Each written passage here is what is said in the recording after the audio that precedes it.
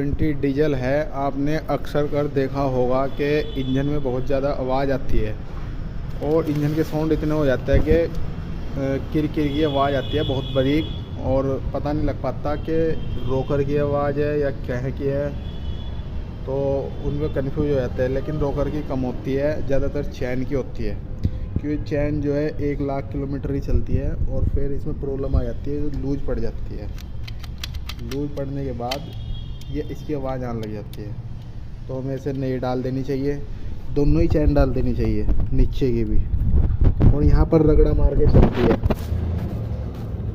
इस जगह पर। ये दोनों नई डाल देनी चाहिए, इस जगह पर दिक्कत आ जाती है, ठीक है, और ये चैन लूज हो जाती है, फिर इसकी किरकिर की आवाज़ आती है। नई डाल देनी चाहिए और फिर आपके साउंड इंजन के साइलेंट हो जाएगा।